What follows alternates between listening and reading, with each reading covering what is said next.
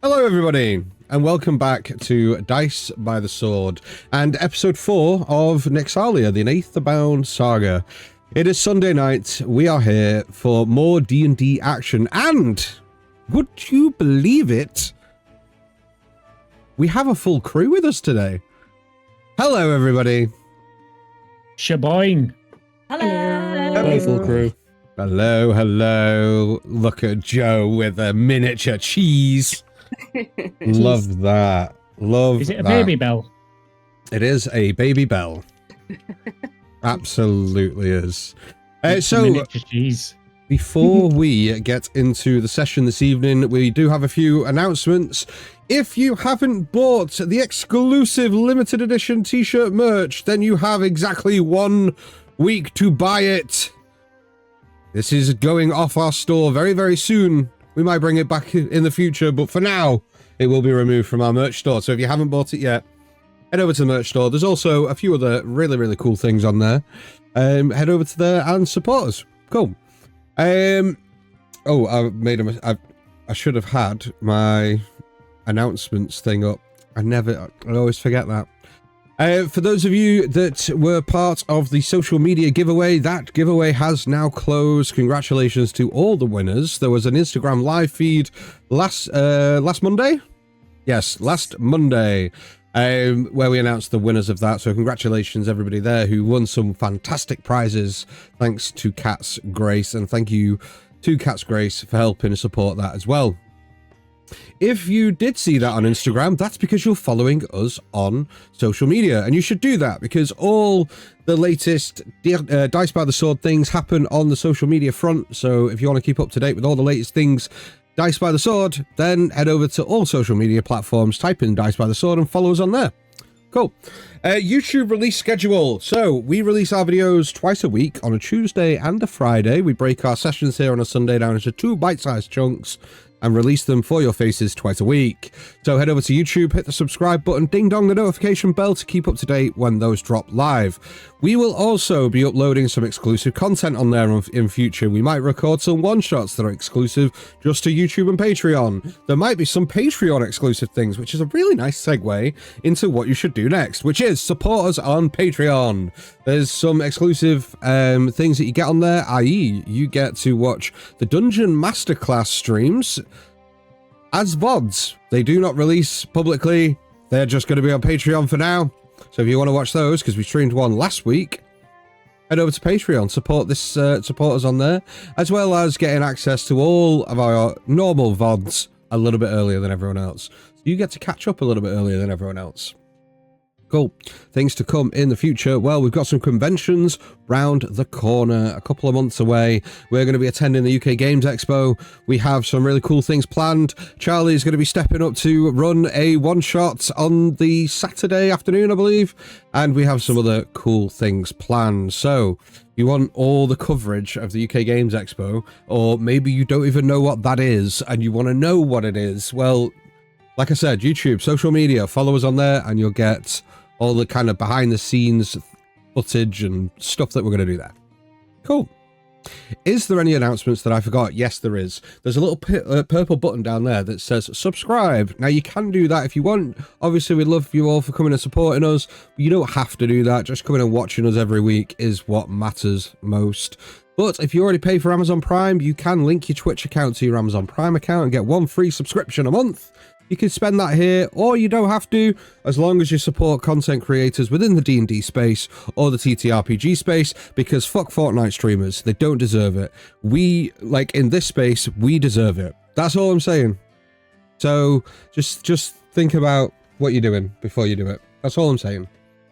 I think that wraps up all the announcements for the evening. Have I forgotten anything, guys, or would anybody else want to make any announcements? Is everything okay, Dan? No. Are you all right? No. It's been a long fucking week. Oh. Anyway, I think that about wraps up the announcements. Let's play some D&D. So if you haven't already, go grab yourselves a drink, get yourselves all relaxed and comfortable as we dive into tonight's episode of Nyxalia and Aetherbound Saga here, Dice by the Sword.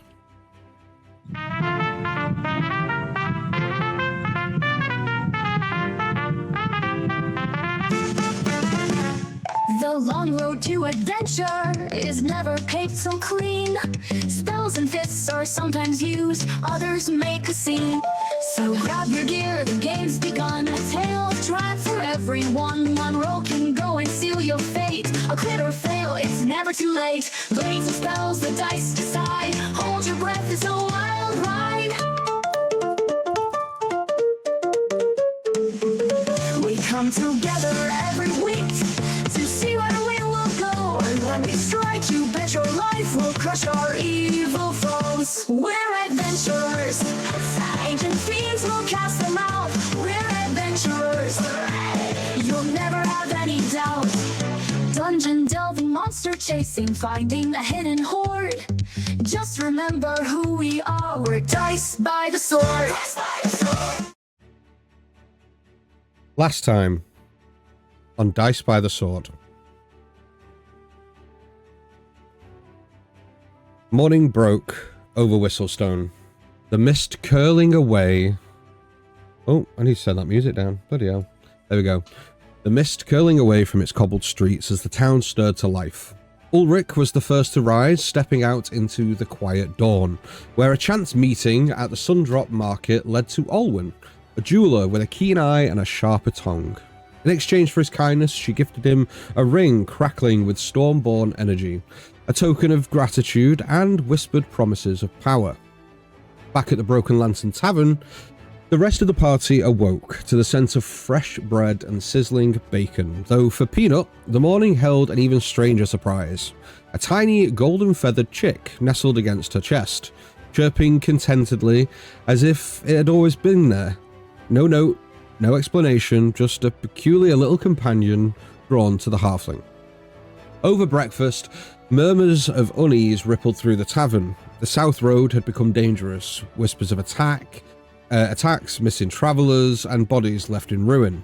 And so, the party sought answers. They headed over to the mayor's office, where they met Eliza Harrowbrook, the town's hardened but weary leader, and Captain Torrin Vale, the grizzled watchman whose past was etched into every scar on his weathered face. The truth was worse than rumour. Trade routes choked by slaughtered caravans, tracks leading towards an abandoned watchtower, and evil lurking in the shadows, growing bolder. The town's forces were stretched too thin, but the party could do what they could not, which is hunt them down. With a contract inked in promise and duty, the adventurers took their first true step into Nyxalia's unfolding dangers. Supplies were gathered, weapons prepared, Nim sharpening her scythe, Korik seeking the means to forge a new limb, and then, with the weight of expectation upon them, they set forth. Southward they rode, towards the wilds beyond Whistlestone, towards the watchtower ruins, and towards the unknown.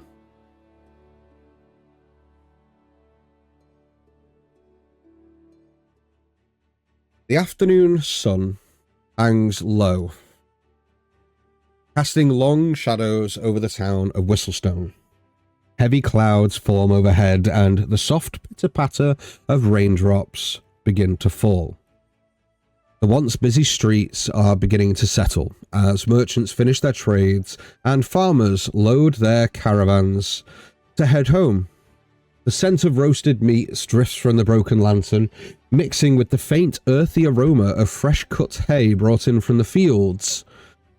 As you make your way south, the town slowly fades behind you. The sturdy wooden gates of Whistlestone creak as they close, leaving the familiar safety of the town behind. The open road stretches before you, a well-trodden dirt path winding through the rolling green plains of the Stormward province.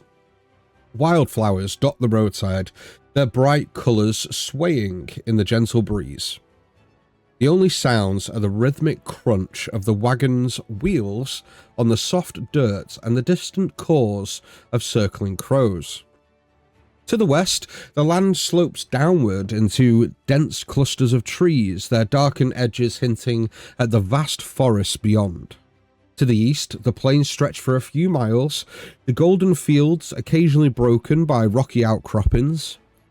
Beyond that, a few scattered farmsteads sit between Beneath the open sky, smoke curling lazily from chimneys. Even further east to that, you see the towering peaks of the mountains that you travelled from the day before. The road ahead is quiet. Too quiet. No wagons, no travellers, just an unsettling emptiness as the light rain comes down and the wind whispers through the grass. You guys are all on the back of the cart heading south. Is there anything anybody would like to do as you begin your journey into the wilds of Nyxalia? Are we just, is this literally us starting from the gates of... Yeah, so you've set off from the gates are behind you, the town is behind you, you are setting off south. Orog will just take the reins, as it were, sit at the front of the cart and just keep a steady course driving, making sure to keep an eye on the south, the sun, just essentially driving us the right direction, even if it is one road, watching for splits, for signs, that kind of thing. And just keeping a general weather eye out across the plains or whatever we tend to roll through. For like, that's his general interactions as he's going about his cart driving. Okay, who's driving the cart? Is it you, Ulrich? Yes. Yes, animal handling check then, please. Will do. Guidance. Anybody else? Yerul will be sitting up front with Ulrich and sort of at points throughout their journey, she is going to fly up as not super high, but like quite high up so that, again, she can get an aerial view of the terrain, see if there's any upcoming sort of, if there's any kind of dangers coming up, just so that they can be prepared. If there's like forks in the road, she can have a quick aerial look to see which may be the safest, but just again to sort of have sort of eyes in the sky, as it were, as they're going through. Okay, so I presume then that you're going to touch Ulrich's shoulder to cast guidance and then fly up, yeah? Perfect. Yes. Cool. You fly up into the sky and begin your aerial view of the land as you keep up, speed with the cart. But as you look out, I'd like you to make me a perception check, please. Okie dokes. Nim is gonna dangle somewhat upside down off the back of the carriage to watch the horse's feet underneath. Okay, excellent. Octavius, Peanut, Coric, what are you guys doing? I would love to just be some sort of annoyance, and the entire way that we're going, just playing the game I Spy with my little eye, and just playing it with whoever wants. And every time it's the same sentence, like, I spy with my eye something green. Peanut will play. She will play. Oh, it's on. It's on. She will play. She's currently holding cheese, waiting for the next I Spy. Okay, so Octavius and Peanut, you guys are occupying yourselves, playing this game, passing the time. Coric, what are you going to be doing? Coric's examining his new tools. So he's got his new screwdriver, his new pliers. So he's just basically, testing out the weight of them, making sure they're kind of balanced all right, kind of getting his head around those a little bit. Yeah, I mean, you kind of, you start picking these tools up and like looking through them, examining them. He hasn't obviously given you the best tools in his arsenal, but they would serve a purpose. A little bit of love, a bit of greasing up and, taking the rust off. They'll work perfectly. Yeah, he's just excited to have something to tinker with again. He's not, wasn't expecting them to be of the highest quality. He's just like, he's got his tools back. Hell yeah. Love that. Excellent. Ulrich, what was your animal handling check? Roll a 17, +1 for 18, +1 for the guidance, so 19. 19. Excellent. You are able, a couple of occasions, only slightly, you feel that the noble steed that is pulling your cart, Maisie, kind of There we go. pulls away a little bit a couple of times, as if trying to unleash the speed in which the horse believes it can reach. And there's a couple of occasions where you kind of have to like pull the reins a little bit and slow the horse down before it, you know, tries to canter and then into a gallop. Excellent. Ulrich is very much wants to let the horse go. He's like, "Whoa, easy, Macy, easy. There's Nim's going to follow. I do this fine. Okay, just later. We can run. We will run. We okay back there?"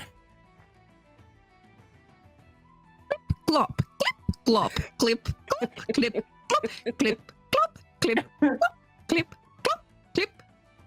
Yarrow, what would you roll perception? 17.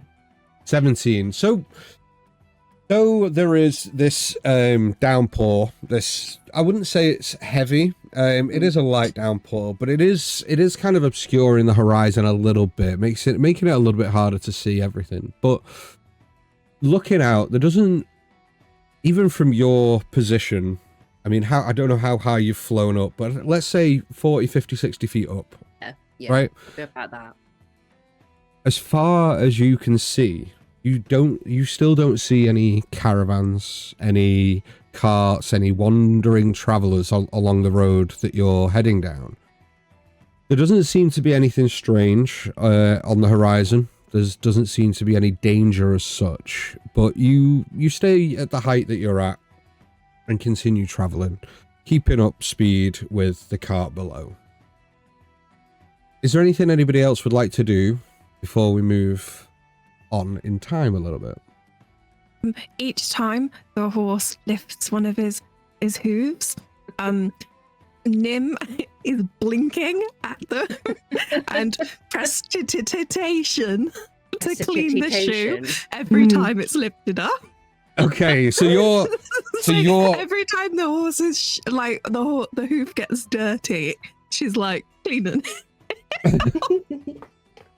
So I would say that you keep this up, Nim, for a good few minutes before realizing that every single time a hoof hits the dirt, because of the downpour, it is getting covered in mud. As resilient as you are in your determination to keep this horse's hooves clean, after a few minutes, it becomes every couple of minutes or so, you're like, right, okay, clean again. Because if you did it every time, you'd be sat there going like this. Okay. I am concentrating. Blink, blink, blink, clip, clop, clip, clop, clip, clop, clip. Okay. Anybody else? I think for just to mess with Nim, Peanut's gonna take out her little hand drum and she's gonna try and like play it to the sound of the horse's hooves just to confuse her, just to see what she does.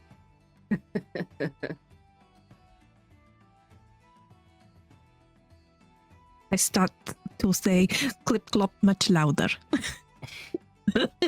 Brilliant.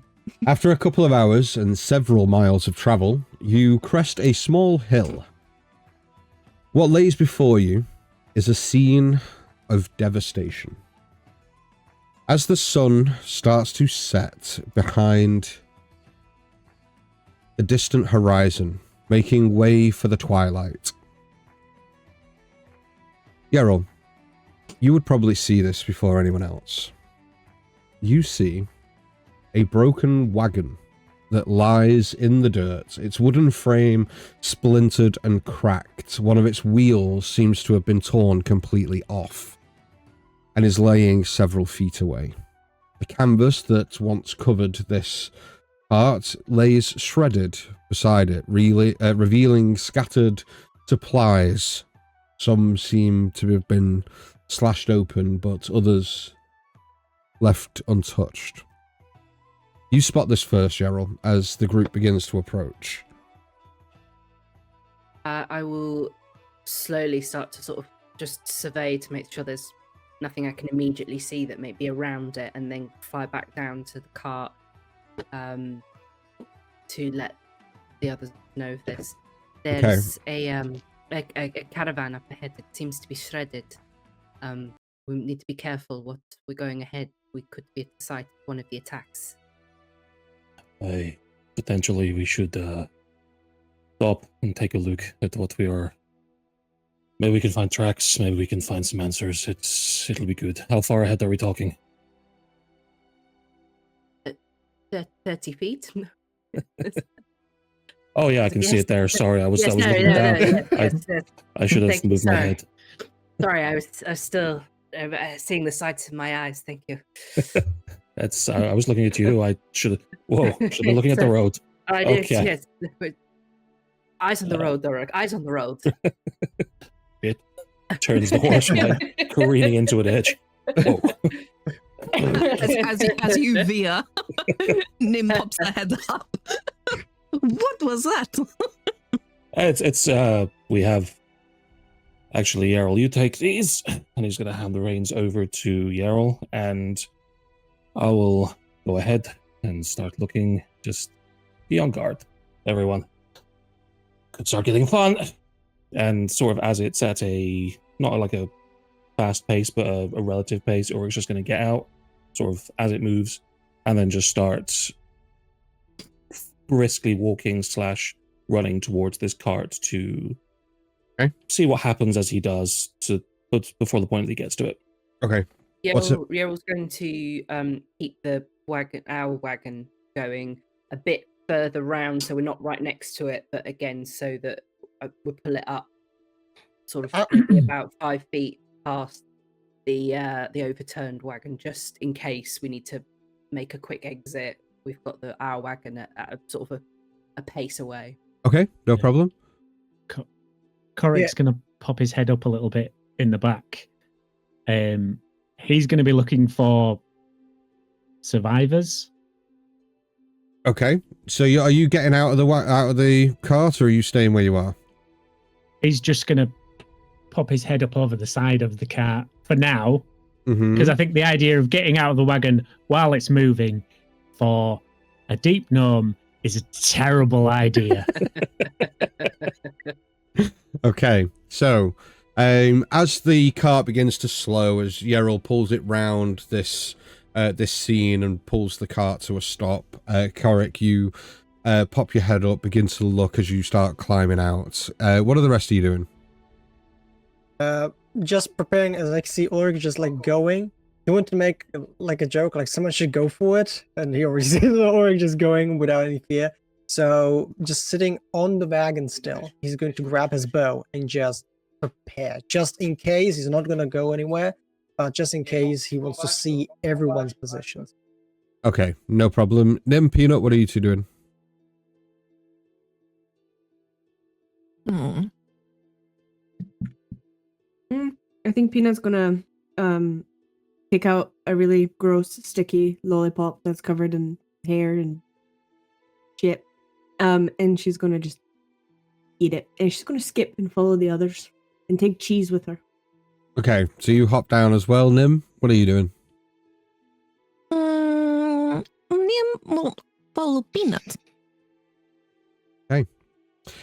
Ulrich, you would be first on the scene. Before you see that, as well as this cart, you see that the ground near the cart is dark, as if stained with blood, smeared, however, in erratic patterns, though the rain is making it hard to see. There are several torn bags of grain that have spilled across the road, a stark contrast to the carnage surrounding them. You see that there is also the carcass of a horse that lies nearby, its hide covered in jagged wounds, its ribs exposed where flesh has been violently stripped away. Crows peck at the remains of the horse, their black feathers glossy in the fading sunlight. And as you start to approach, as well as Coric, Peanut, Nim, and Yeril, you all smell a rancid stench as it fills the air, a putrid mix of rotting meat and something fouler, something else. The I wind stick cherry blossoms up my nose. the wind shifts, carrying an eerie silence with it, as if the land itself around you is holding its breath. What do you guys want to do? As Ulrich approaches, sort of seeing the darkened ground where blood is stained, he will pull out. He will equip both battered shield and spear in sort of Spartan-esque style, sort of hunch down slowly and start sort of surveying the perimeter until he can see that there is nothing necessarily violent around. At which point he will look to the crows and just go, "Make sure that horse finds freedom in the afterlife for me, please." And then, sort of looking at the ground itself, he's trying to find, while the rain is still fairly light, signs of tracks, scrape marks, anything that would discern a direction from which whatever this was came towards this caravan. Okay. Survival check, please. Will do. What's everyone else doing? Seeing Ulrich pull out his weapons and sort of be prepared and looking around, Yera will pull out the quarterstaff that they have recently been given, as again just to sort of prepare herself in case something suddenly springs out at them, and will also look to the ground of where we've seen blood and maybe sort of look for signs of either a blood trail or maybe some tracks or something that maybe indicates if whatever has attacked this has gone in which direction. Okay, investigation check from you, please. Anyone else? Nim is gonna go from party member to party member and offer cherry blossoms to fill your nostrils with. So they're just like she's just walking around sticking these flowers into people's nostrils to block out the smell. Corric's gonna stop her before she does it. I've got eye fever. Forgot me antihistamines. The old antihistamine. Nim puts her hand on your forehead. Are you running a fever? No, it means I'm allergic to the pollen. Oh, maybe I can do something about this. And I attempt, maybe, could I use druid craft to remove the pollen from the stamen of these flowers? Or could I just like pull the pollen out? Yeah. You could just pull the pollen of it away to try and appease Coric. Yeah, just jab it up your nose. It's very pretty. Thanks. Okay. What's everyone else doing? Just seeing. Firstly, I got a question. Nim, do you also do that to Octavius as well? Yeah, I'll go to each of you one by one. He's just like, no, get away.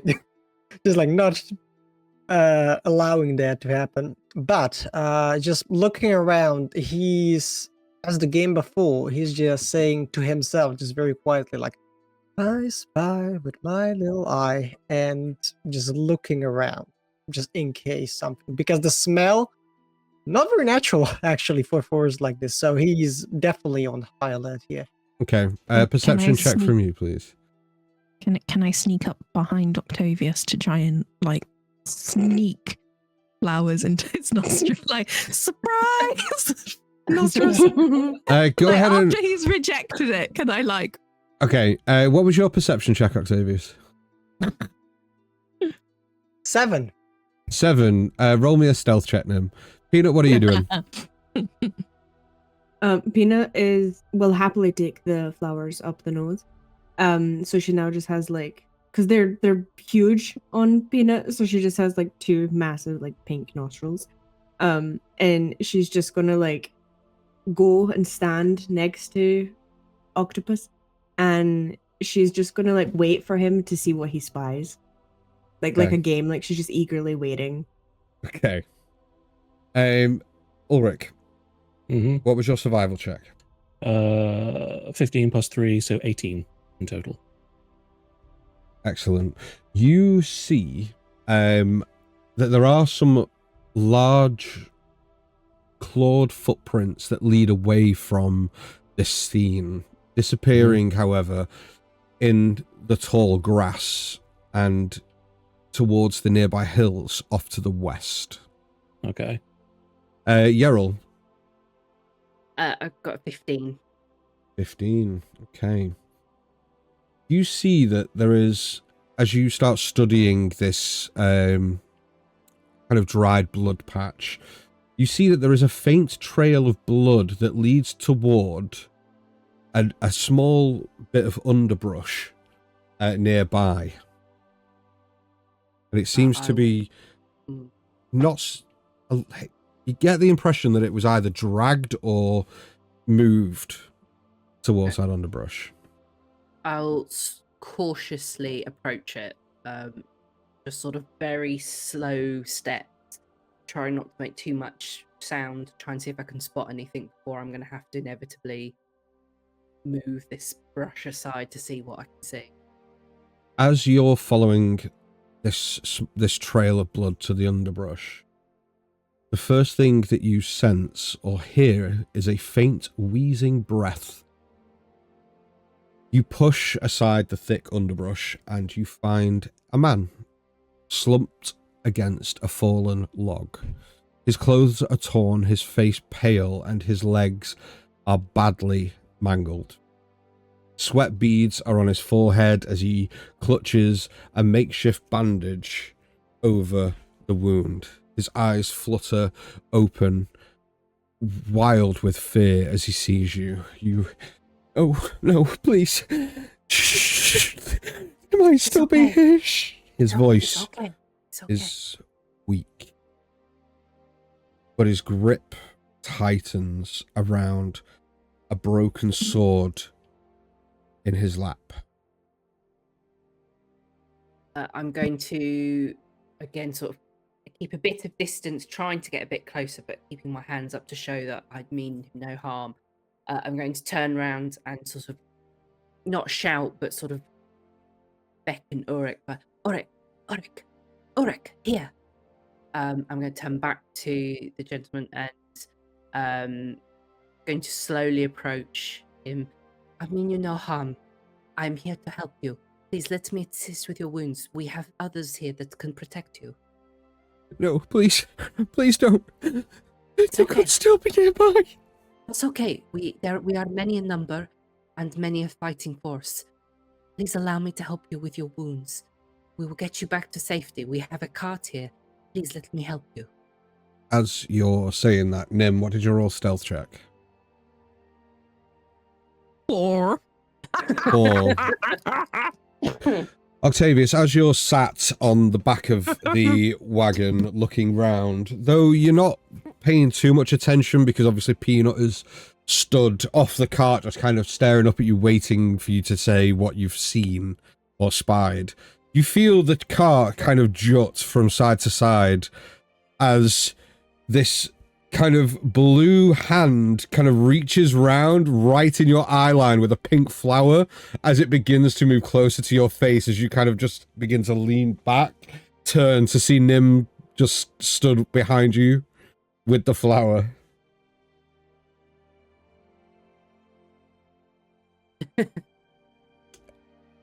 And as Octavius, you're muted.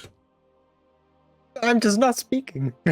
I'm just looking up at it, just like, can I help you with something? Ulrich, Korik, as Yeril draws both of your attention towards this underbrush and you begin to walk towards it, and as Nim, you're drawing the attention of both Octavius and Peanut towards you, Yeril, you see the individual sat in the underbrush begin to lower their sword, a look of desperation and also a little bit of reassurance begins to wash over. You see their once tense frame begin to like relax, and as the sword kind of hits their lap and they go, "Thank you. You don't know." You see a javelin come from behind you and just immediately impale straight through the eye of this gentleman, and as it buries out the back of his head and into the log as he just... Oh, come on, we had that before. And as you all turn, before you can... Oh, 1 second. Where is it? Where is it? Where is it? Where is it? This one. This one.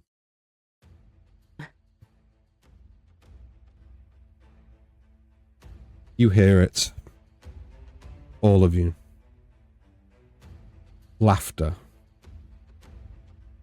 Low, rasping chuckles carried on the wind, blending in with the rustling grass.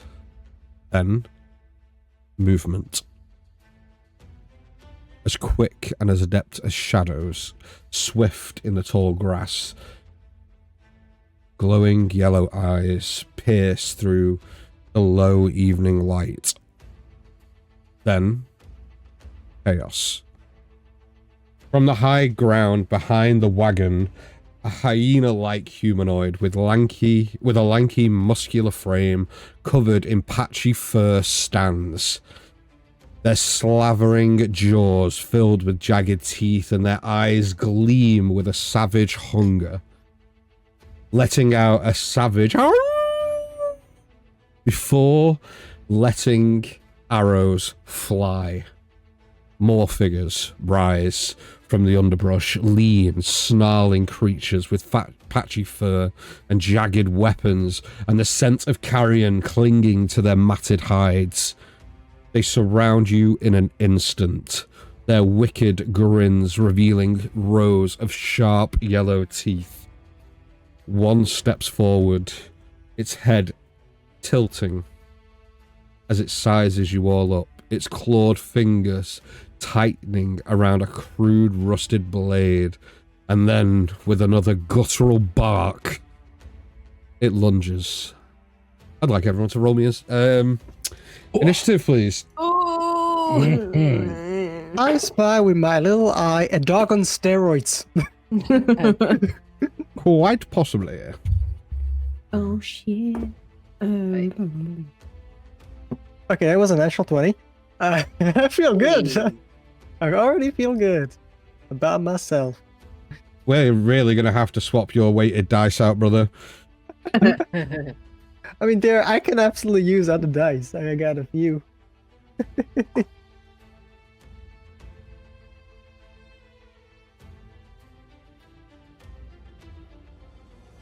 Okay, let me just position you all. So, Nim, you were on the cart behind. I haven't put the cart on. Peanut, you were down here. So, Ulrich, you are over here. Korik, you are there. And Yeril, you are just here.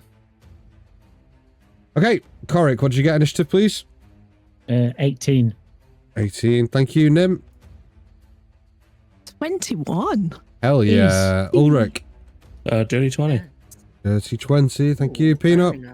17. 17, excellent, Yeril. 17.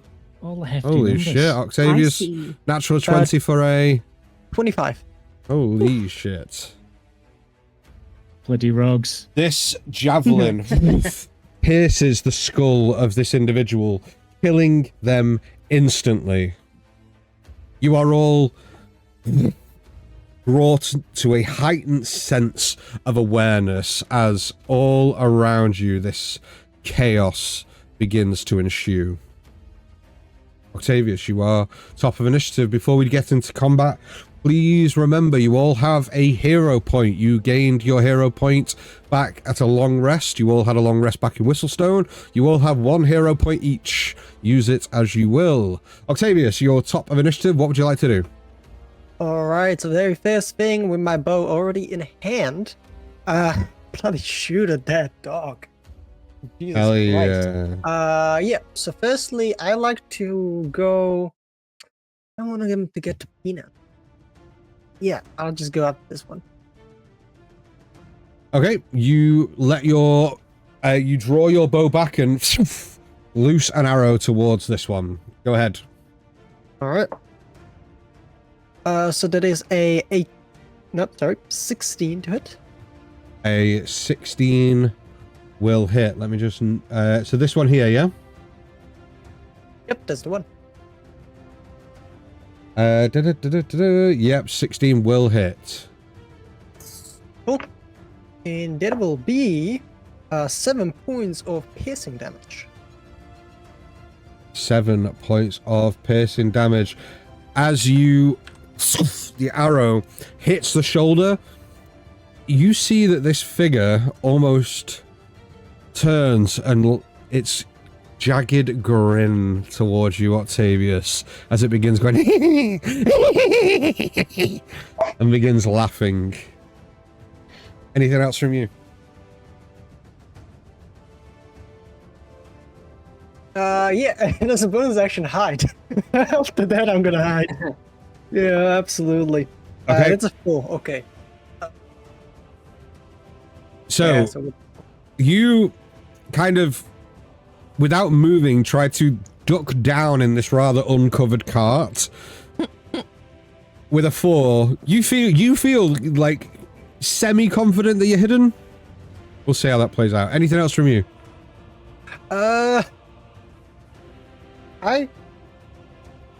Yes, that's actually it. Yep, I'm not gonna move here. Pretty good advantage position.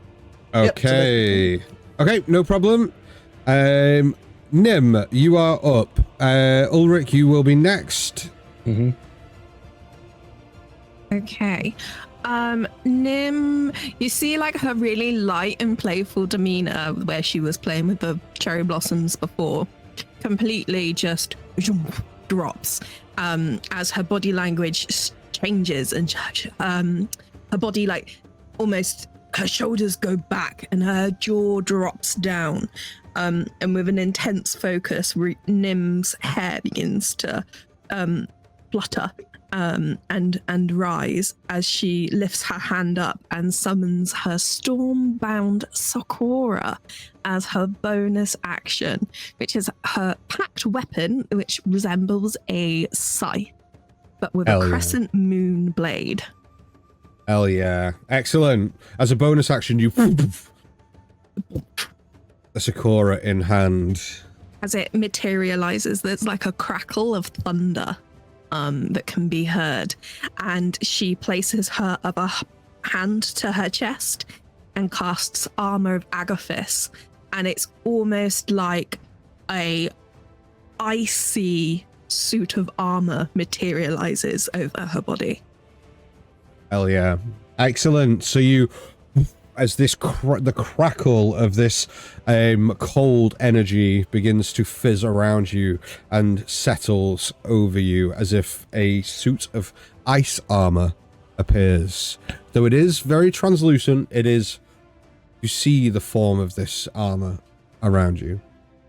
Excellent. And with my movement, I'm just going to move myself closer to Octavius and Peanut in attempts to body block. As in, they'll, if I sort of position myself in between the two, Yeah. locking them from what I'm perceiving as likely attack. Hoping that whatever comes for them might target me first. Okay, no problem. Next in initiative is this knoll here. You see that where the caravan is and your surroundings, you see that there is 2 ledges that run along here and along here with a bit of an underbrush underneath.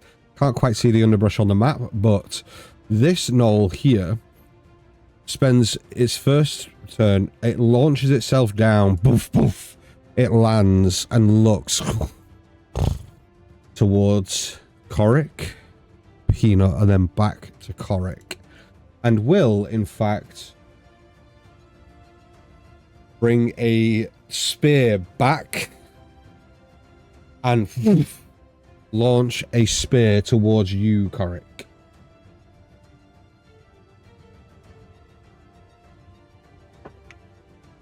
That's a 3 on the dice. So that's a... Does 7 hit? Oddly enough, no. Okay. Given that a 7 does not hit, and you move deftly so that the javelin hits the cart behind and begins to judder. You see this look of as it just launches towards you and tries to bite you. What a prick. Does 13 hit? It does, just. A 13 hits. Hey, reaction. Yeah? Silvery barbs.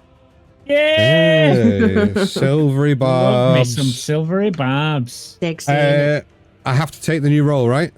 Mm-hmm. That's a 17 on the dice, so a 21 to hit. I'm so sorry. So that is 1d6. You said I had to take the new role, like it would have mattered. Yeah, no, but I do give you advantage. So the that next is 5 points of slashing damage. Is it slashing? Let me double check. Piercing damage. Piercing damage as the bite attack, as it just grips onto your shoulder. Ulrich, you are up. Yes, I am. Okay. So, looking, sort of wheeling on the spot, looking around, just from a general glance, does any one of these gnolls look more leaderly than the other? Just trying to pick it out so I don't, game, etc. But like the first one to appear was this one here.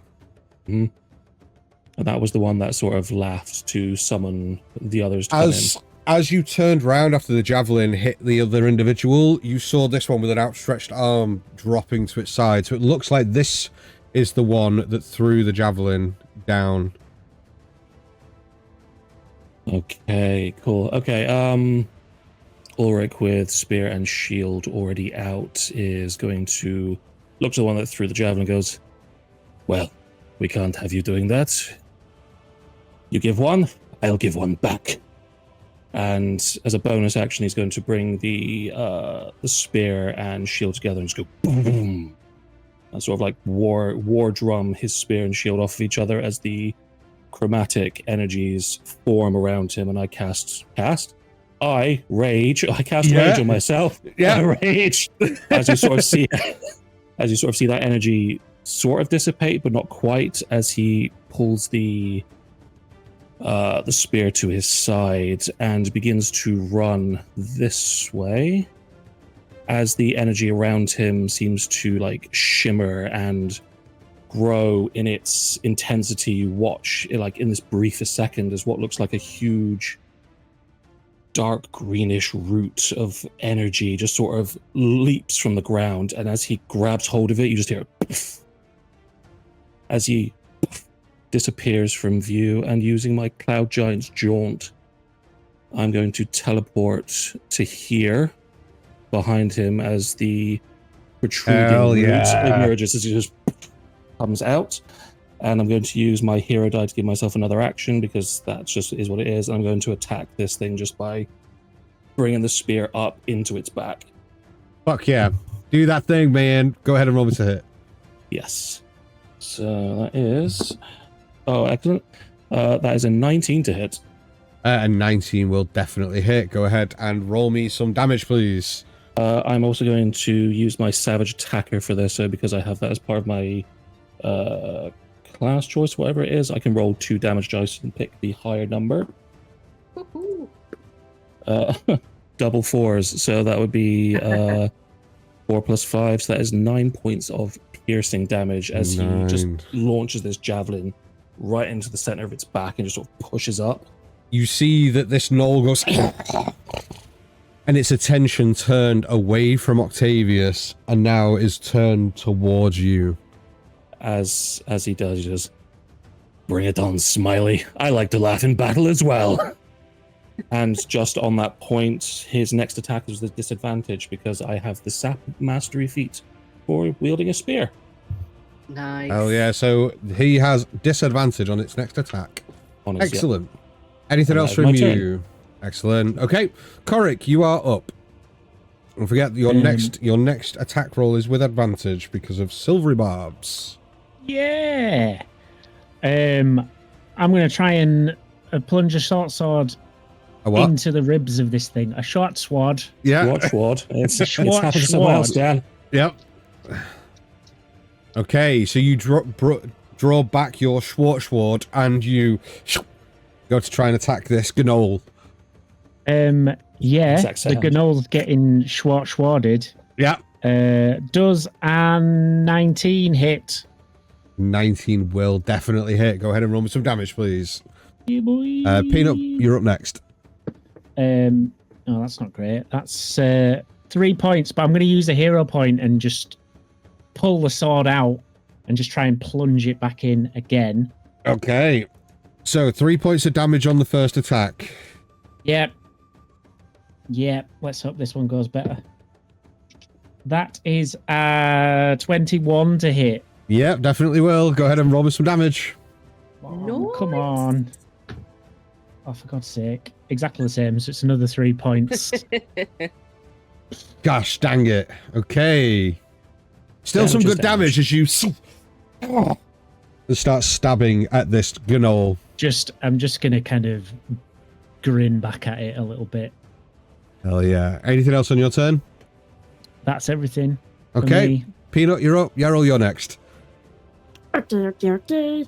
So I'm gonna take the lollipop that I had in my mouth and violently start crunching it, like really, really hard, like breaking it all up, like gnawing on it.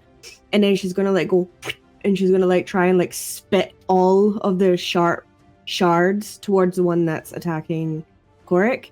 And she's gonna cast Starry Wisps. So as she does that, it kind of like looks like sugar crystals begin to fire towards it, but they're very sharp. Hell yeah. Go ahead and roll me to hit. Alright. The plus 5. That is an 18. An 18 will hit. And it's that is 7 points of damage. 7 points of damage as this arcane fury just hits the creature on its side and all down its ribs. You hear it let out a guttural kind of call. Anything else from you? Hang on. Bardic inspiration to Korik. Hey. She's gonna like spin round in a circle and empty out her pockets, and you see these like little peppermint swirls just start to spin and like go in a tornado and start to surround Korik, and you can just hear her say, "You got this, you can do it!" Hell yeah. Okay. Okay. Yarrow, you're up. Okay. Yo is going to close her eyes and bow her head slightly. She's then going to open her eyes, and they're glowing a bright violet. 3 orbs are going to pop out from her chest and fly towards Korik, Nim, and Peanut. And she's going to cast Bless on you 3. Okay. Hero point, I can take an action, can't I? You can, yeah, Use but my hero point. yes. Yes. Okay. Yeah, you can get another action. You can't then cast another spell. It does stick to the one spell per round. Okay, I'll Roll. hold on to that then for a second then. I'll just move back a little bit. And that'll be my turn. Okay, so you cast Bless on Peanut, Nim, and Korik. You all 3 have a D4 on any attack roll and saving throw, I believe. Yes, that's right. Excellent. Okay. Next in initiative, you see this knoll here just kind of step onto the ledge and dig its claw-like feet into the dirt as it slides down to the bottom of this drop. As it does, it pulls the spear back behind its head and just goes down towards you, Yarrow. Oh no. Oh, okay. Maybe does a 14 hit? Yeah. Okay. You take... Yeah. So it's 200. You take 8 points of piercing damage as it digs this spear into your into the crest of your back near the shoulders, and as you like reel back and your wings kind of unfurl, it's going to attempt to bite one of your wings at the top. That will definitely hit. That's a natural 20. Oh no. 4. That's 12 points of piercing damage. I'm down. Hey, reaction. Okay, reaction. Silvery barbs, man. Okay. Come Silvery on. barbs, man. Not my favorite Good. chicken. Good use of silvery barbs as it went from a natural 20 to a natural 7. So Not my chicken. will an 11 hit? No. Geralt, will 11 hit? Oh, yeah. Yeah. No, it won't. No, it won't. Let's go. Good use of silvery barbs. Not for that. Good use of silvery barbs. Okay. Next in initiative. That's all that Noel is going to do. Holy shit, that was close. The one that you have just stuck with your spear, Ulrich, is going to turn towards you.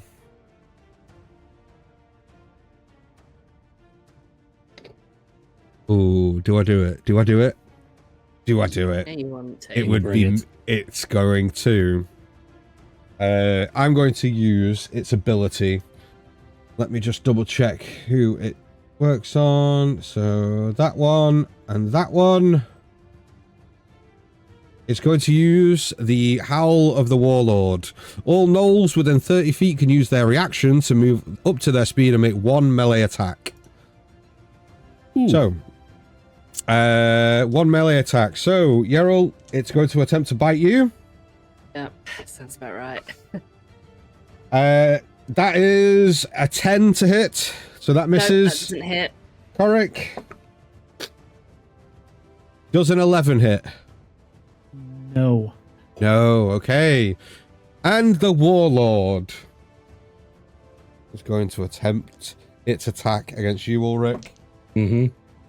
With disadvantage? With disadvantage.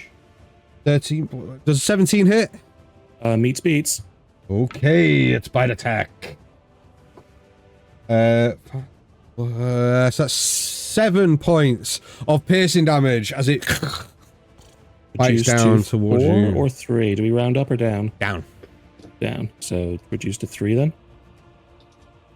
Yes. That'd be 4. Down. Yeah. Yeah. Cool. Okay, next in initiative order.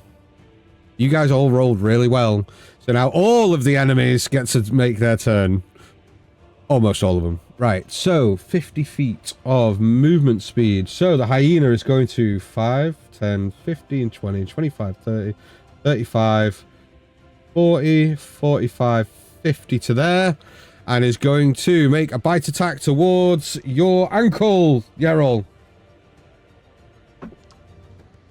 Does a 14 hit? Yes, it does. Okay. Oh, it's not too bad, this one. It's only a hyena, so it's 6d4. What you get for being away last week. This is Yeah, what you yeah, get, yeah. That's what I get for being ill. Just get beaten, pummeled into oblivion on the first session back. Look, it's a hard lesson to learn, but you will learn. Okay, 2 plus 1 is 3 plus 2 is 5 points of piercing damage. I'm down. Yep. Joe, I heard that as well, Joe, by the way, in What? chat. What? 64? Yeah, no, it wasn't 64. It was 2d4. That's what I heard, though. I know. heard that, and my eyes went a little bit. Okay, so, Yerol, you drop. If you receive no healing between now and your turn, we'll get to death saving throws. Yep. Oh, the gloves are off now, people. Right. Numero 3 is going to... When they were on. Go to 5, 10, 15, 20, 25, 30. Launch itself down.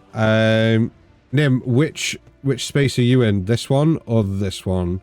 Can't really be in between space. That one? Okay. And I suppose given that you were trying to position yourself between the other two, it's going to attack you. It will attack first of all with the javelin, or with its spear, sorry. Does a 13 hit? Meets it, beats it. Okay, so only one-handed. You're lucky, one on the dice, so that is 3 points of piercing damage. And then it is going to try and bite you. Armor of Agathis. Yep, armor of 5 Agathis. points Yeah. of cold damage immediately ping back onto the creature.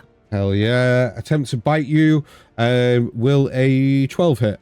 Oh, it won't, because meets beats on a 13, so 12 misses. It misses its bite attack. As it kind of goes to gnaw at you, you just kind of move and shift out of the way. Excellent. Top of the initiative order, Octavius. Alright, so seeing the situation, just seeing one already being down, being surrounded by these. Yeah, what he's going to do, firstly, drawing his bow and looking up, going for Ulrich's one. So he's going to go for that one first. Okay. With his bow. Okay, go ahead and roll me to hit, please. Not bad, 16.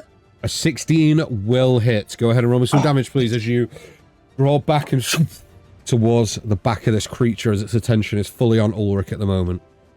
And because 5 feet away is an ally, I can do a sneak attack as well. You can get sneak attack damage on it.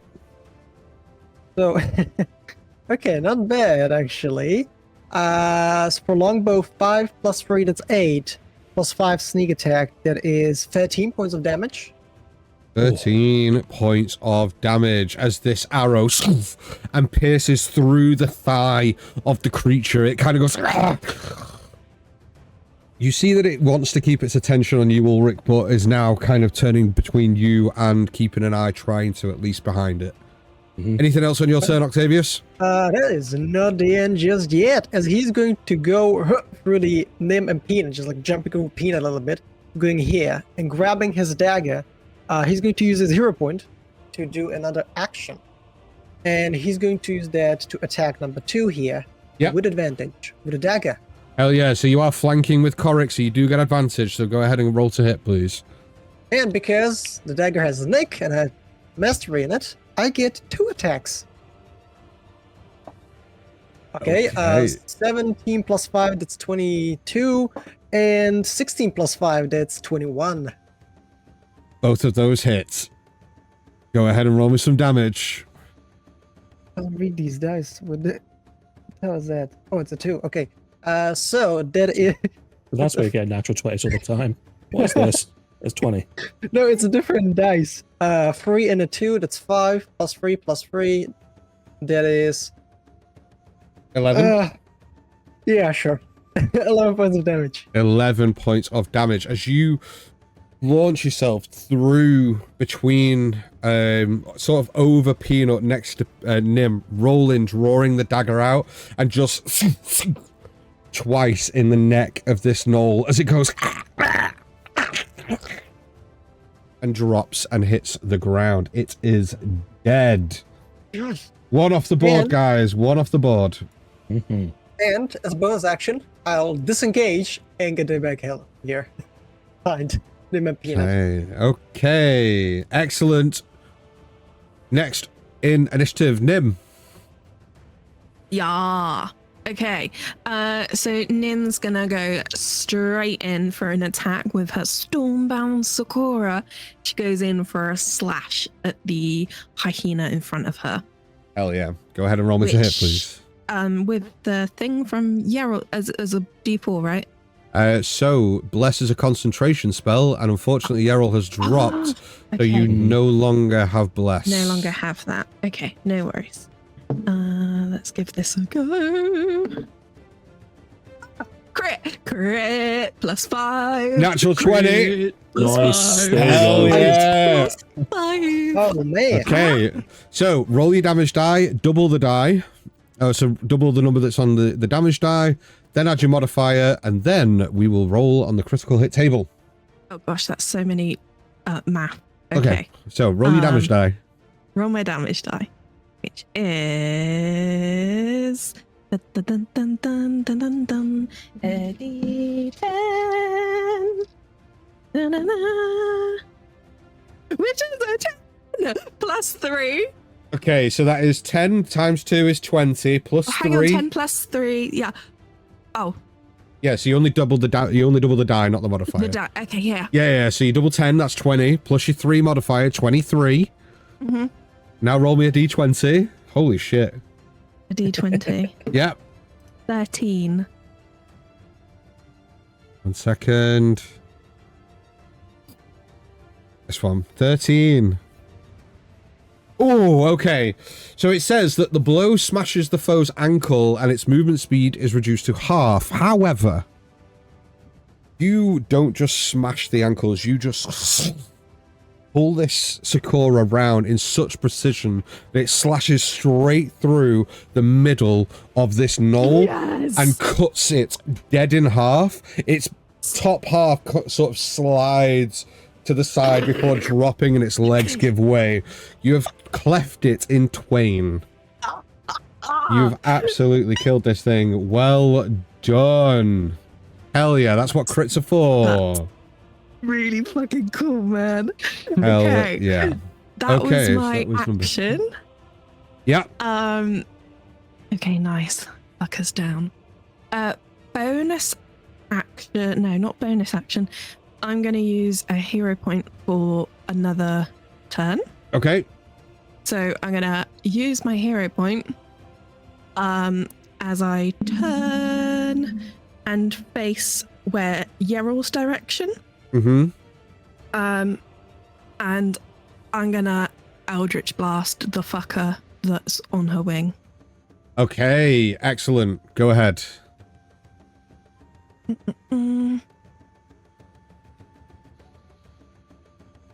19 plus 5, 24 to hit. 24 will definitely hit. Go ahead and roll me some damage with your Eldritch Blast. Eldritch Blast. 4 plus 3, 6, 7 points of damage. 7 Eldritch. points of damage as this ball of Eldritch energy, this force energy, flies across the battlefield, crashes into the side of this knoll. Its mouth rips from Yeryl's wing as it kind of sees Yeryl just drop to the ground as it turns its attention behind it now. Anything else from you, Nim? I'm going to take my movement here. Okay. And clamber 5, 10. Can I go across the wagon? You can climb up it. It's Yeah. it's not a large thing, so we'll say that. Okay, so I'll go from here. I'll go 5, 10, 15, 20, 25, 30 foot towards Yeryl to directly try and put myself in between Yeryl and the hyena that I've just shot the Eldritch Blast at. So she's like, Nim, cool as ice, is just swanning over, drifting, very elegantly, like the breeze. She's just dead eyes with this thing, and she's like, oh yeah, I'm coming for you, bitch. Excellent. Love that. Love that. Okay, next in the initiative, Ulrich. Korik, you're up next. Cool. Yeah, fairly simple turn for Ulrich. As the hyena turns to look away, Ulrich is going to yank the spear from its body and like turning it around in his hand. He's going to spin on the spot. Just go, I wouldn't look away if I was you, my friend. I've got laughter. And he's going to aim to like jab the thing in the side with his spear this time. Okay, go ahead and roll me to hit, please. Will do. Okay, natural 19 for 24 to hit. 24 will hit. Go ahead and roll me some damage, please. I'm going to use Savage Attacker again to roll twice. Excellent. That is 5 plus 5, so that is 10 points of piercing damage as he, again, jabs this thing in the side with his spear. You do so. as it begins to kind of clutch towards where you've just stabbed it in its side, you see its arm kind of tensed, also shaking a little bit. Looks a little bit worse for wear. Yeah, as he sort of looks to the mild bite mark that was in his muscles, he just sort of holds it in place and says, "You're not getting away from me." And once again, it has the sap condition, so next time, disadvantage again. Excellent. Okay, no problem. That's mate. Coric, you're up. Peanut, you're up next. Coric's gonna basically stare down this hyena. Gonna see his brow furrow as he clicks his fingers, and a firebolt just appears. It's like a Zippo lighter. A firebolt appears above his fingers. Okay. And you can just see the kind of raindrops trickling down his eyebrows and his mustache and his nose, and you kind of see them kind of light up with this orange flame as he just flings it at this hyena. Let's hope it hits. Please hit. Please hit. You do have Bardic Inspiration as well, remember? Oh yeah. What's Bardic Inspiration add? So you can add a d6 to, I believe, attack rolls, ability rolls, and saving throws. Oh, beans. I don't think I need it. Does a 21 hit? Nope, Nice. misses. Don't you give me that shit. Absolutely does say. Go ahead and roll me some damage as you launch this firebolt towards the hyena. Okay. I need to pick which D10 is going to give. I'm just picking a D10 that I think is going to do me good. Come on. Never mind. 2 points of fiery damage. Hell What yes. does that mean? 2 points of fiery damage. You're not rolling very well. That's what's happening. I'll be honest with you, Luke. That's simple. Anything else from Yeah. you, sir? I might just cry. Just going to cry a Reaction. bit. It's a free action Yeah. to cry, brother. No problem. Sometimes. Yeah, that's fine. Cool. No, that's me. That's me done. Excellent. Peanut, you're up. Yarrell, you're up next. Okay. Seeing that my favorite chicken has gone down, I'm going to just run straight towards her. Okay. How do I Can I get to here? Yep. Great. And she's gonna kneel down, ignore the big dog next to her, and she's gonna like take her hands start to glow this bright pink, and like almost like her veins become luminescent, and she like spins her hands around kind of like one of those old-fashioned cotton candy machines, and this swirl of pink fluff starts to come on, and it creates like a soft blanket, and she places it and touches Yerl, and she casts Cure Wounds. Okay. You cast Very Cure Wounds. Can you... Yeah. So this is your last spell slot as well, isn't it? It is indeed. Yeah. Okay. Go ahead and roll me some healing, please. Where's my D8? All good.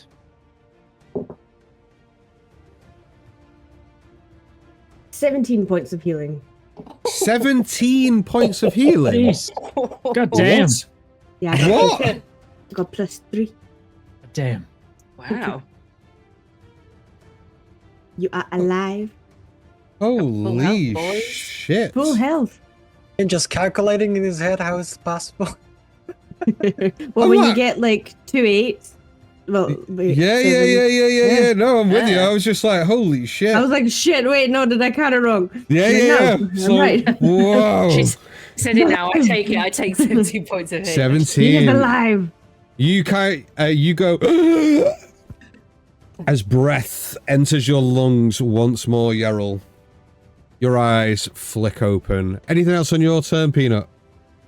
Yes. Can I spend a hero point to make another, like, do another action? Sure. Great. See the dickhead that's right next to me? Yeah. Yeah, see him?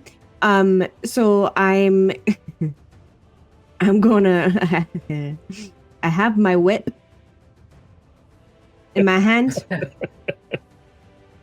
So I'm going to try to rip him. Okay, go ahead and roll me 2 hit, please. Okay. It just got interesting. I like dogs too. 16, 17. That's 18. 18 will hit. Sexy. Okay. Hang on. That's 6 damage. 6 points of damage. Thank you very much. As you whip this knoll in front of you. Anything else on your turn? I'm just gonna wave at Yarrow. Hey, Yerl, it is your turn. So I will get up. Yep, half your movement to stand up. Yep. Like a phoenix from the candy floss. Lit from the- Just doused in a sweet smelling sugar. And the one directly in front of me and next to Peanut, I'm going to grab it, and the eyes are going to turn milky white, and the familiar black veins are going to start popping up, and she's going to cast Inflict Wounds.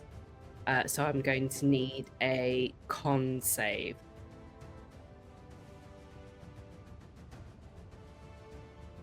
That's a natural 2 for a 3. That is a fail. That is going to be 10 points of necrotic damage as she starts to squawk really loudly in this knoll's face. The threads of the black veins going down her arm and over it and thrashing around onto the knoll.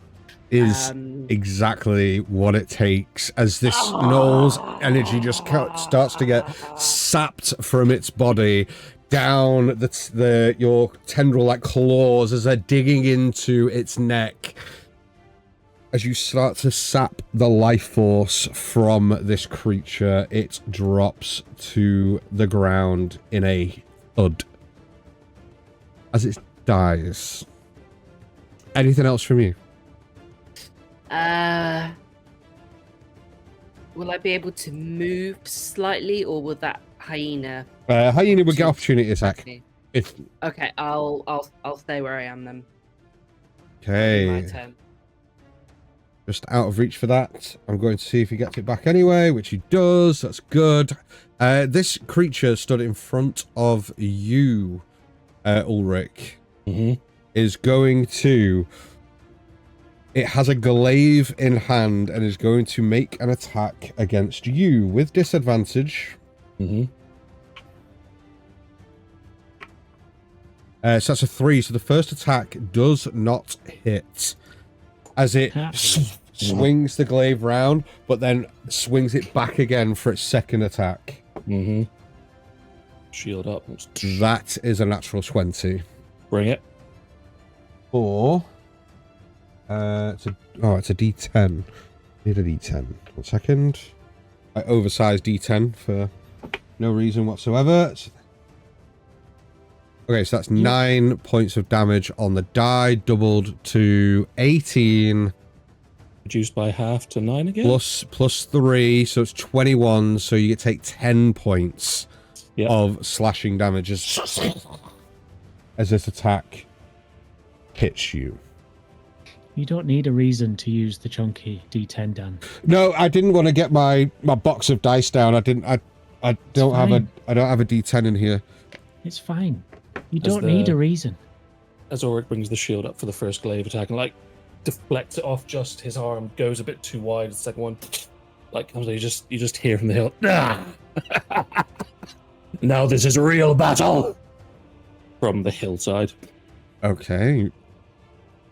Next in initiative is the hyena, who is going to. It's not going to move. It is going to take an attack against you, Nim. Come at me, puppy dog.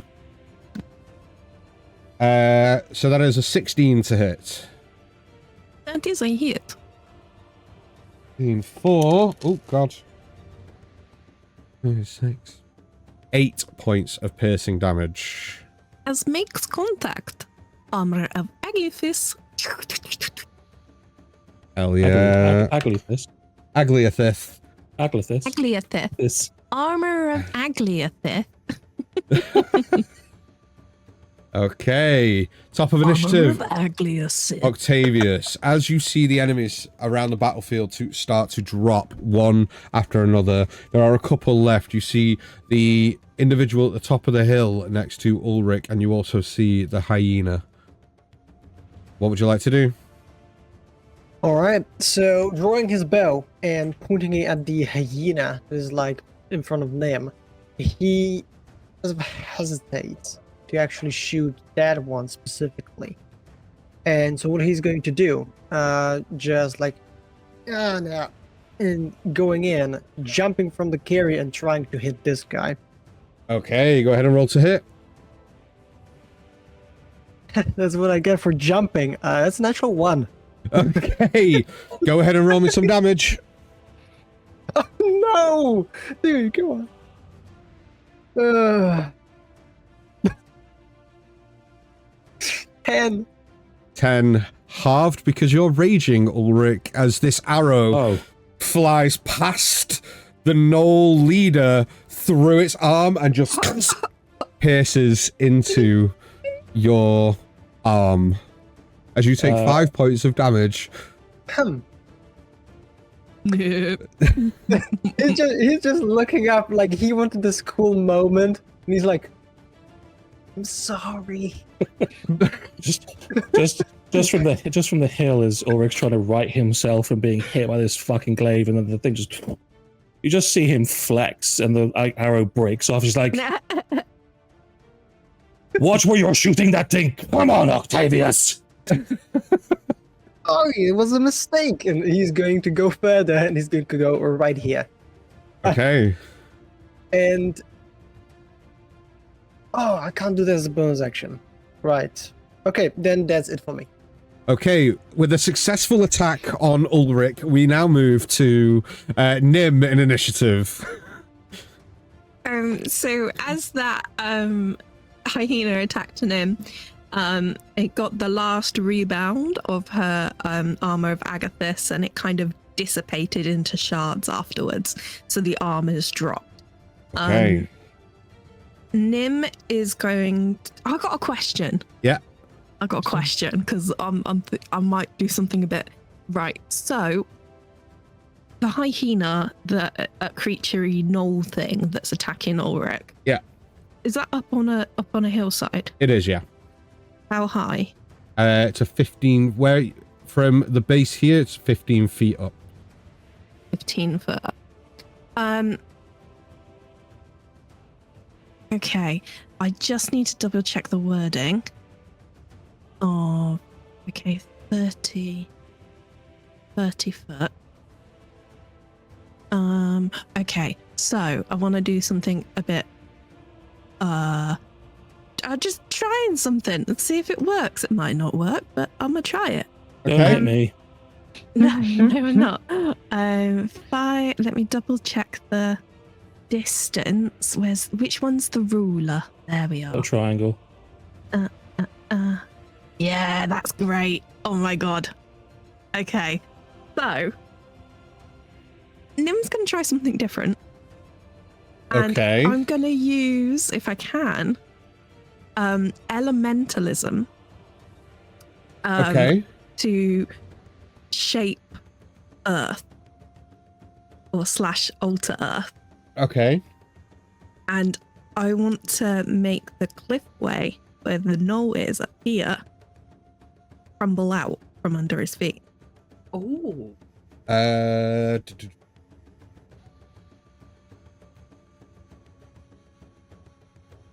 me just double check the wording of the spell. You can beckon earth, air, fire, and water to create something, but it's the sculpt element that you're looking to do, right? Yeah, sculpt element. Okay, so you can cause dirt, sand, fire, smoke, mist, or water that you can fit in a 1-foot cube to assume a crude shape, such as that of a creature for 1 hour. So it has to be a 1-foot cube, so you wouldn't be able to drop, that is 5 feet. Oh, yeah. 5 feet of area where it stood, yeah. So you can do it, but I I don't think it's going to have the effect that you're looking for. What I think it's going to do. Yeah, no. I don't want you to waste an action on something that I don't think is going to do the thing you're looking to do. Okay. Well, it was worth a brainstorm. Yeah. Good idea. Really good creative idea. Love it. I just don't think it'd have the effect you're looking to try and do. No, I don't think it will any either. I thought it was a good idea. It was a great idea. I mean, could I do the same thing with Druidcraft? No, You've been stupid by the written Mechanics. rules of the game. God, yeah. Damn those mechanics! It would have been fucking cool. But you said last week, Dan, that it's not a rule; it's the guide. Come on.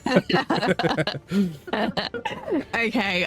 In that case, I will be much more conventional with my action and do perhaps the most conventional thing that a warlock can do. Eldritch Blast. Eldritch Blast. Eldritch Blast. Eldritch Blast. At the one on Auric. Yeah, we can do that. No problem. You had this. Let's just check the rules. Just check the wording of the rules. Well, just to make sure. You've got a couple of options, though, haven't you? You've got that, or you've got Toll the Dead, which is a D12 if you wanted to do that, because it has taken some damage, hasn't it? Dead. Bong. But Toll the Eldritch dead, Blast it bong. is. No, my Toll the Dead is a D8. Yeah, but if you read the wording of Toll the Dead, if an enemy has taken damage in combat, it then becomes a D12. Oh, yeah.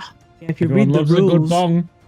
You see, the rules work for everyone. That's what makes this game fun. Yay! Let's all pour one out for the rules. Wow, here you go. Here's a maths question. Statistically, what's better? 1d12 or 1d10 plus 3? Well, your D12, you could hit. You could roll a 1. Statistically, you've got a higher chance of rolling less damage on a Toll the Dead than you do. Keep it nice and conventional with an Eldritch Blast. There you go. It was a 16. He's guaranteed at least a 4. Yeah, It's exactly. a 16 plus 5 to hit, which is 21. Will definitely hit. Yeah, boy. We've split the guys watching. Nah rules, yay rules. There's people fighting in chat. Boring rules. We're all getting in on the fact that the rules are great. Go ahead and roll me some damage. 5 plus 3 is for 8. 8 points of damage. Oh god, I've typed it in the wrong thing. Right, I know it. There we go. Good. As it crashes into the back of this creature, you see Ulrich, the creature, kind of buckle down onto one knee as it looks up towards you. Anything else from your turn, Nim? I don't have a bonus action here that's functional, and I don't need to move. After I've sent the Eldritch Blast in that direction, I'm like, that should help, and I turn back and face the hyena, and I just growl at him. The hyena looks at you, It just growling back. Ulrich, you are up. Yes, so feeling a mild pain in his arm, but shaking it off and seeing the sort of the eldritch energy hitting into the back of this hyena as it drops, the spear that was sort of sticking into it, he lets go of it, pulls on the warhammer on his belt and brings that out instead and just goes, "You tried your best. Unfortunately, I have better friends than you." And I'm just going to bring the warhammer down on top of its head. Hell yeah, go ahead and roll me 2 hits, please. Yes, I will. He still calls me a friend. That is a 23 to hit. 23 will hit. Go ahead and roll me some damage. Okay. That is 7 plus 5, that's 7, 8, 9, 10, 11, 12. So that is 12 points of bludgeoning damage as he brings the hammer right down on top of its head. Describe the damage. What happens as the warhammer connects with this creature's skull? So as Ulrich sort of lets go of the javelin and the spear, and it kind of sits and then like falls out of its ribcage, he just pulls his hammer out. And as the thunderbolt above him, he just brings this thing down, almost comes down to one knee, and just, it's not even the edge of the hammer, it's like the top of it, as he just slams it straight down onto its head, and you just watch its head like distend from its neck, its whole body into the ground as it splats out and just Excellent. whole things. As that happens, its form just completely cracks and breaks under the sheer pressure of the warhammer hitting its skull as it drops to the ground dead. Excellent. Anything else on your turn, sir? Yes, as the Knoll leader drops dead, or whichever one this is, he's just going to pull it back up, look to his group, and just go, "Victory!" As he like holds the hammer aloft and the shield. And that'll be my turn. Okay, Korik, you're up. Korik's gonna basically like squeeze between the knees of Nim and Octavius and just kind of try and plunge his short sword into this hyena. Oh yeah, go ahead and roll me to hit, please. You can have advantage on this because you are surrounding the creature. Yay, advantage! I feel like there's a euphemism somewhere in that sentence. I shouldn't celebrate advantage because that's where we fail. Just because it's a short sword, Dan, it still does the same thing as like a long sword would. Anyway. I know. Um, Whoa. That meant two things. does an 80 no? Yes. An 80? Does an 80? Does an Does an 80 hit? Yes, it You does. said advantage, so I rolled 4 dice. Yes, it and does somehow hit. got maximum on all of them. It definitely hits. Well, that's good news. I'm glad to hear about that. Right, okay. Come on now. God's sake. Just give me more than 2 points. That would be good. It's not- Yeah. So that is joke's on you. 8 points of piercing damage. How do you want to do it, Korik? Well It's not a surprise, it's what you do with done. it. How do you want to do this? He's just gonna basically just stab it straight down its throat. So it's just gonna be like, and It then turns towards you, goes, "Ah!" and you just down its throat, and the sword just pierces out of the back of this creature's neck. Well done, everybody. You are out of combat. That was fun, wasn't it? Wasn't it? Wasn't it, Oh, Yarrow? very absolutely. Yes, great. Yes, You great enjoy, did you enjoy that? we didn't die. Didn't die. We didn't die. The very Um, first thing that I would yeah. like to do, just absolutely out of the bed. Ulrich, I am very, very sorry. Can I please have my arrow back? Oh, Ulrich snapped that the second you threw it in. Like he flexed, and that thing snapped at the base. There's still a bit of it stuck in his arm somewhere, but he's on high on the hill at the moment, just surveying the victory grounds. Can then turn to Ulrich and go, "Ah!" Yeah. Peanut, maybe a perception check, please. Oh, maybe I shouldn't share. Hang on. Prepare. Korik's just gonna be pulling Tiny. the sword out of the hyena and just wiping it off on his pants. Okay. Excellent. Yeril is going to ask somebody for some sort of sharp tool, and she's going to decapitate one of the gnolls as Oh, God. proof of their job to take back with them to Whistlestone. Hey. All right, that actually brings me to a point. Can we investigate the bodies? You certainly can. Peanut, what did you get? I got a dirty 20. As you turn and look towards the fallen bodies around you, you see, as it catches your eye, that the horse and cart that you rode in on hasn't moved at all. Okay. You see that Maisie stands there, unwavered completely. Does not look as if it was phased at all. What a horse. It was Like- a dream. Doesn't As you all wake up in Black Folk Quarry. No, it doesn't.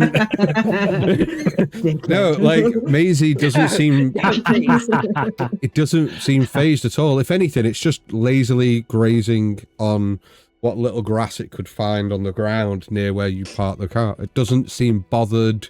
Usually horses, when combat ensues, can buck, can run, can try and escape. Not this one, it just seems unfazed.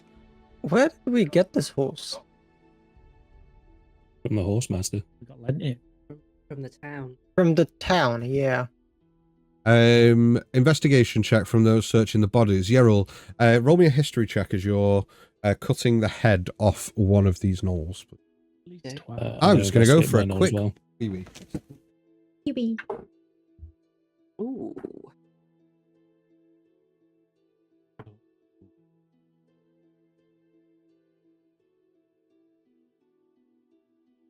Do like the fact that it went with wee wee. Yeah. Yeah, out of everything, That's- I'm going to use the toilet, the laboratory. I'm going to the loo. And he a wee wee. No. I'm going to the Sprinkle Palace. That's what, Sprinkle that's what I'd Palace. use. Go a bit European. I'm going to the WC, you know. Right, now that I've had a pesh, on with the... Did you wash your hands, Stan? I feel like that was really, really quick. Hmm? Did you give it a Please little? excuse me while I visit the water closet. Yes. No, He just really touched himself while he was doing anything. no, I wash his didn't. hands? I covered both bases at the same time. I just swapped and... Oh. Feed on your Anyway, hands. so... Moving on. Dirty hands. Well, when you get stung by a check. jellyfish, it's fine then, but every day it's frowned upon. Fucking hell. Right. We've gone off on a tangent here. Wow. Yeah. That's got Gone down weird. an avenue now. It went from me calling it a wee-wee to... Wee-wee Anyway. to- Anyway. Yeah. I am joking, guys. History check of 23. 23. Okay, so Yes. as you're cutting the head off this gnoll, you cast your mind back to what you were told within from Torren Vale when you went to the watchtower, that there is rumor that there is tracks leading west from the scout report leading to an abandoned watchtower to the west. Cool. So you Is the watchtower in sight?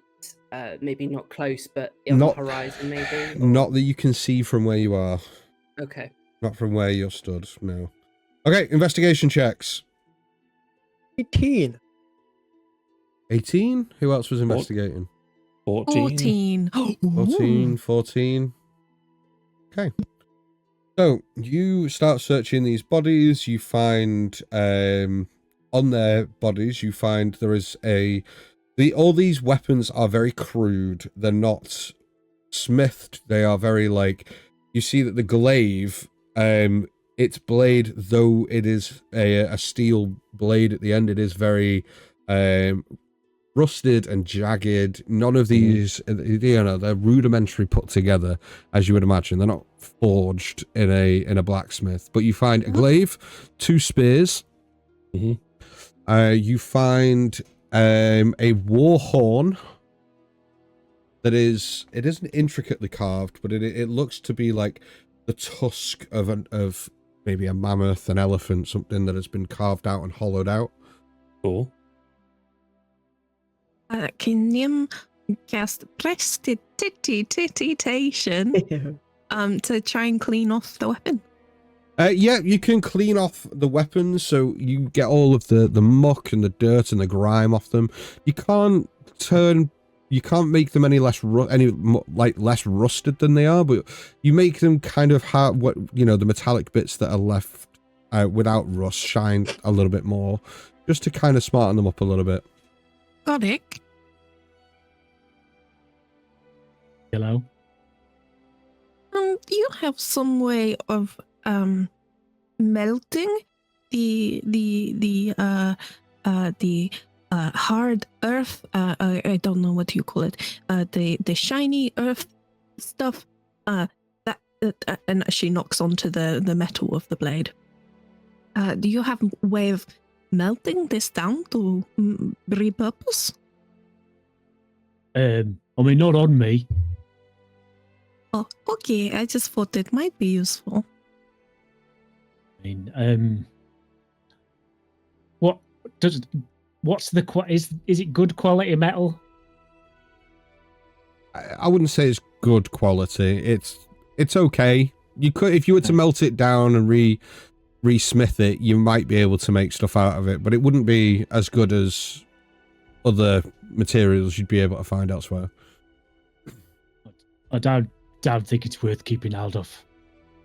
Yeah, it's what I would ask.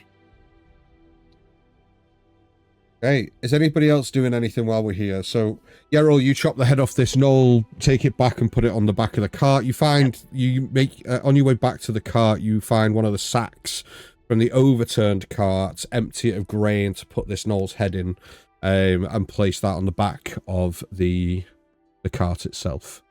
Are the gnolls naked? They have cloth garment. I mean, somewhat. They don't really wear full clothes, if that's what you're asking. It's more tribal gear, so like loincloths and like leathered bits. Oh, I like the sound of a loincloth. Work attire. Can Nim collect up any of the fabrics, like the leather and that, and prestidigitation on them, to clean them and make them smell like something nice. Smell groin. Time. Rosario said in chat, now we're asking the important questions. Are they naked, DM? I want the fabric. I want all the fabric. I clean it. I'll make it smell nice. Okay, and you again start storing this on the back of the wagon. No While problem. she's doing that, can I go, like, Peanut's gonna go around all the dead gnolls, like she's kind of gonna go to one that no one's kind of near, and she's gonna kneel down next to it and kind of pet it, and like where no one else can hear her, like she's just gonna whisper to the gnoll, I'm really sorry that we had to do this to you, but you know, maybe the other side isn't so bad. And then she's gonna like close her eyes and put her hands together as if she's doing like a little prayer, and then she'll do that round each of them, and then she'll just rejoin the group. As Yerrol brings head over. So what are we doing? She does it to the headless one, like she just pets it back. It's Okay. The moment Yerrol's would- go, sorry, go on. Oh no, sorry, Yerrol. You go ahead. Yerrol will go and try and find the person who they were trying to help before the gnolls appeared. Will remove the spear from them as gently as she can.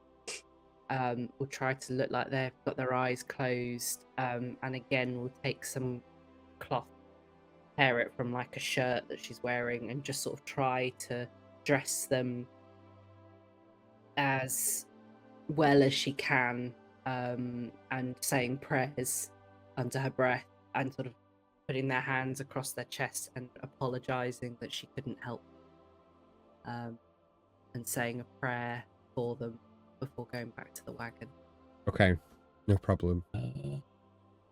Could I also, as I'm collecting like the fabrics, can I de-teeth the gnoll? Can I? Can I Every game, Jesus Harry. Christ. Every game. can I de-teeth them? Can I take their teethsies, please? It'll take you some time to do that. That's not You that's say not you- an easy. Nim is Tooth really fairy. Nim is so like she a thing for Nim is resourcefulness, like making the most of everything.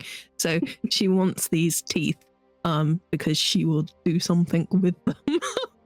Arts and Everything's crafts. useful, yeah. Yeah, a break. Stuck to I a bit of just- scroll like a macaroni painting. No, sweetie. imagine like I don't know. It could Look what I make did. no teeth knuckle dusters or something. I don't know. Okay, That's not where I thought you were going. I'm going to say you can make a start on that, and we'll see how soon people decide to move on. But you begin to start trying to remove teeth from these individuals.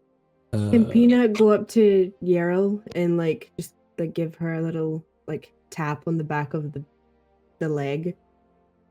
Yerrol turn around to see Peanut. Hey, Yerrol, are you feeling okay? I'm feeling much better, thank you, my friend. and thank you for helping me. Okay, I got really scared that something was going to happen to you, so I just wanted to check that you're okay. Did you like the smell? It was lovely. It was very And sweet, and it was interesting. She's gonna put her hand on Peanut's shoulder and sort of just squeeze it and rub her thumb on her shoulder and say, "You did a very great thing, Peanut, and you were very clever. Thank you." Oh, thank you. And look, I did protect your son the whole time. He's okay. Thank you. He's okay. I'm glad Cheese is okay. Yeah. Okay. And she like sits and crosses her legs, like really just happy. Hey, Corrick, while all this is happening, what are you doing? Does Corrick recognize these creatures? Like, I think you would know what these are, yes. cool. Right, that's fine. Good. I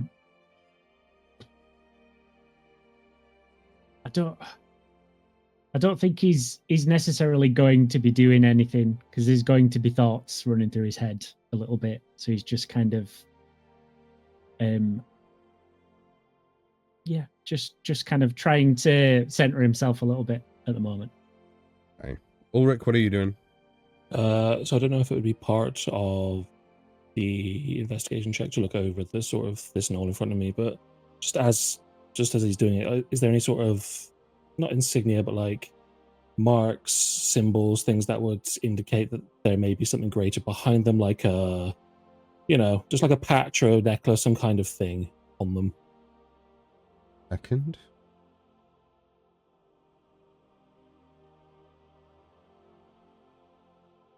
Yes. You see, as you're with that 14, you do see that on the chest of this knoll, you do see what appears to be a small insignia. It's hard to know what it means. I don't know, like, what languages do you speak? He speaks, 2 seconds. He speaks Common, Draconic, and Giant. Okay, so you wouldn't know what it means, but you do see that it has some form of, like, paint symbol on its chest. So it's painted on. It's not something that can be removed. No, it's painted. Okay. It looks to be like a whitish paint, sort of as it's lay there on the dirt with the rain hitting it. It's starting to, like, you see that there's drip down and what have you, but there is a mark or something on its chest. Dun, dun, dun, dun. Thank you. Very good. Ulrich is going to sort of reattach all his weapons, breathe deep, and just sort of feel the burn of battle once again before he sort of hauls this body up, sort of like slides down the embankment ever so slightly, sort of walks towards them, all this thing sort of over him, kind of like a child that's asleep, and just like throws it down and sort of just to display before he goes, "Well, that was thrilling, and you are all so powerful, so mighty. We are going to do great things in this land. I could probably do with the rest, but does anyone, this big one up here seems to have," any points to the mark on the chest, "there, I think there is someone behind these things, or at least a greater mind. Does anyone recognize this? Think, everyone." Ulrich. Oh. As you look over and you see this marking on this creature's chest, you immediately recognize it. Oh. Yeah, I've seen that one before. Seen many creatures like these before. They attacked my village. I see. Seen that mark before. And how long ago did you see this mark? I mean, my sense of time in the quarry's a little bit fuzzy. but it's been a little while. You know what it is in. You know who was behind it, or is it just the mark you recognize? It's the mark of the gnolls that were. I mean, they're basically holding siege to my village. Well, now we have twice the reason to do away with these creatures, I would say. Auric. Yeah. You would know that the marking on the chest of this knoll, you've heard elders of your village talk about it before, that it holds some sort of religious meaning. There is rumour, or you've heard rumour, that it is the mark of Yinongu, who is the demon lord of gnolls. A lot of the shamanistic type gnolls worship Yinongu. Are you okay? You okay? I promise you, it's a real thing. It's a real thing. It's D&D. It doesn't fucking exist. It's a real thing, It's real. It's a real thing to It's Matt. real to me, damn it. Real thing to I've got a book that tells me all about it. Super serious. my. Come on. It's like Hogwarts is in Scotland, all right? Hey, whoa. We don't have just- to. We don't have to. Every It sounded time like you you say it- farted and named Every it time after you say that. it, I don't hear the name, but I hear you know who. Every time you say The But, gnome who lived come to Not say die. his name. But yes, you know that this is a mark that followers or worshippers might like wear or brandish if they were worshippers of the demon lord of Knoll. So, yeah, this is the mark of the demon lord of Knolls. Well, what is his name? You must know. Was it Yinongu? Is that what it was? I didn't quite get the pronunciation. Yinogu. So Yinogu. Enogu. Yinogu. You know good. You know good. Jesus Christ. I'll put it in the Discord. You know good. You know good. Great. Wow. So, with this revelation, you all gather your belongings. You get me not good. You gather your belongings. Nim, you pull out a handful of teeth. It's not, you don't get a mass of them, but a handful. Maybe let's say six of these jagged teeth out of the mouths of these gnolls. You all gather your belongings, get back on the cart, and turn the cart west, following the tracks that Ulrich picked out earlier. Mhm. You begin to travel. Hold on. It's like the travelling music. Yeah. Fucking hell, right.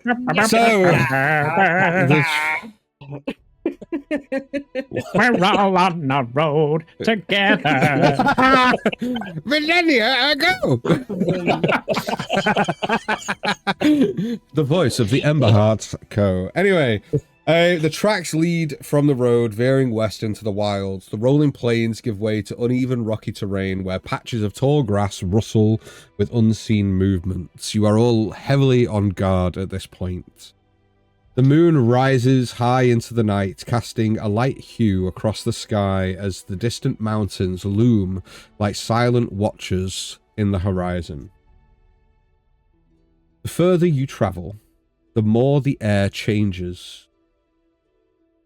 I'd like, Yeril, will you be taking flight above the cart again, or are you in the cart at this point? You are. Make me a perception check. Yes. Yes. Yes. It was perception, wasn't it? Oh, It was. Sorry. 22. Excellent, thank you. The air itself filled with a faint stench of wet fur and rancid meat. You hear the distant howls of scavengers echo through the hills carried on the wind, but you can't place as to where from inside the cart. None of you can shake the feeling that you are being watched. You're on high alert. You are all keeping your eye out in all directions from the cart. Geralt. Sounds similar to the gnolls we heard, that we heard earlier. Yeah. Okay. Oh, Yes. Geralt. Oh, Off in the distance, you see a derelict structure that rises from the landscape on top of a hill. That site is a crumbling stone watchtower that's seemingly long abandoned from its original inhabitant. Its once proud walls are cracked, vines creep through the broken stone. You see from your position that the entrance seems to have been ripped open, its wooden doors shattered and half buried in the dirt. You also see tattered banners, once bearing an unknown crest, hang in shreds from the battlements of this watchtower, and bones litter the ground around it and towards the entrance. That foul stench hangs in the air. It is the unmistakable stench of death, sweat, and rotting meat. As you get closer, the guttural voices that were howling, barking, and chittering, and causing savage laughter begin to fade and quieten. The gnolls that you seek are inside, waiting. And that's where we're going to take a quick break. Ooh. We will be back in the next we'll call it 5-10 minutes. For those of you at home, go get yourselves a drink, go get yourselves refreshed, go to the toilet for a wee-wee and all that kind of shit. We'll be back in about 5-10 minutes. See ya.